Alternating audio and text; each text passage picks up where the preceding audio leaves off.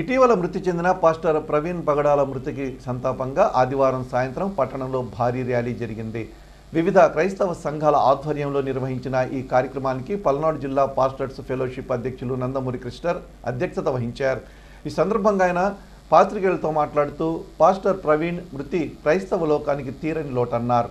ఆయన అనుమానాస్పద మృతిని ప్రభుత్వం వెలికితీసి నిజాలు వెలుగు చూపాలని ఆయన కోరారు. ఈ కార్యక్రమంలో నియోజకవర్గ స్థాయిలోని క్రైస్తవులు పాల్గొన్నారు. ఈ కార్యక్రమంలో వివిధ ప్రాంతాల నుంచి వచ్చిన పాస్టర్లతో పాటు విశ్వాసులు, సామాజిక సేవలు, చుక్కా విన్సెంట్ పాల్, మాదసు భానుప్రసాద్ తదితరులు పాల్గొన్నారు.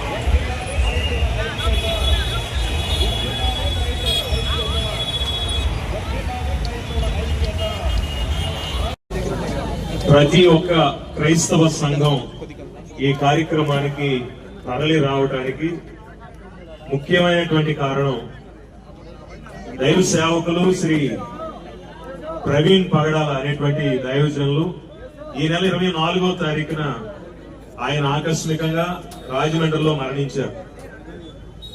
ఒక దైవజనుడు చనిపోతే వారి వెనక జరిగేటువంటి అనేకమైనటువంటి సేవా కార్యక్రమాలు నిలిచిపోతాయి. కాబట్టి ప్రజలందరూ కూడా, ఆంధ్రప్రదేశ్ తెలంగాణ ప్రజలందరూ కూడా ప్రవీణ్ పగడాల గారి యొక్క మరణానికి సానుభూతి తెలియజేస్తూ ఈ ర్యాలీని చిలకలూరుపేట పట్టణంలో ఏర్పాటు చేయడం జరిగింది. ఈరోజు ఈ ర్యాలీ యొక్క ప్రధాన ఉద్దేశం ఏంటంటే, ఒక గొప్ప దైవ సేవకుడు, క్రైస్తవ సమాజానికి ఉపయోగకరమైన కార్యాలు చేసినటువంటి దైవ సేవకుడు ఆయన ఆకస్మికంగా మరణించారు. వారి ఆత్మ దైవ సన్నిధిలో శాంతిగా ఉండాలని, అలాగే వారు విడిచి వెళ్ళినటువంటి సేవ, వారు విడిచి వెళ్ళినటువంటి కుటుంబం కూడా ఆదరణ పొందాలని ప్రత్యేకంగా మేము కోరుకుంటున్నాం. ఒక దైవజనుడు చనిపోతే అతని ఆత్మ దైవ సన్నిధికి చేరుతుంది. వారు ఆల్రెడీ విశ్రాంతిలో ఉంటారు.